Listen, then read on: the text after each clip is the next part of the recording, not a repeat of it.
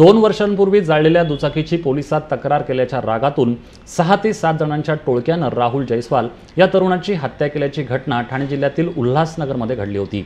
या हत्येप्रकरणी पोलिसांनी मुख्य आरोपीसह 6 जणांना अटक केली असून त्यांना न्यायालयानं 5 दिवसांची पोलीस कोठडी सुनावली आहे। तर या प्रकरणातील एक आरोपी अद्यापही फरार असून पोलीस त्याचा शोध घेत आहेत। उल्हासनगरमध्ये राहणाऱ्या बाबू उर्फ पंजाबी मनोहर ढकणी यांनी 2022 मध्ये आपल्या 2 साथीदारांच्या मदतीनं राहुल जयस्वाल या तरुणाची दुचाकी जाळली होती। या प्रकरणी राहुलने मध्यवर्ती पोलीस ठाण्यात दिलेल्या तक्रारीवरून पोलिसांनी गुन्हा दाखल करून सराईत गुंड बाबू ढकणी याला अटक केली होती।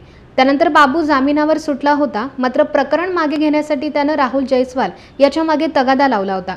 गुरुवारी पहाटे बाबू आणि त्याच्या साथीदारांनी राहुल जयस्वाल याच्या घरावर दगडफेक करून हल्ला केला। या हल्ल्याची तक्रार करण्यासाठी राहुल आणि त्याची आई घराबाहेर पडल्यानंतर फॉरवर्ड लाईन परिसरात आरोपी बाबू आणि त्याच्या साथीदारांनी राहुलवर चाकूनं हल्ला करून डोक्यात दगड घालून याची हत्या केली। हत्येनंतर सर्व आरोपी फरार झाले होते, मात्र पोलिसांनी अवघ्या काही तासातच आरोपींना अटक केली। घटनेतील मुख्य आरोपी बाबू ढकणी, करण ढकणी यांच्यासह प्रणय शेट्टी, संतोष साळवे, प्रफुल्ल कुमावत आणि बसंत ढकणी यांना वेगवेगळ्या ठिकाणाहून ताब्यात घेतलं।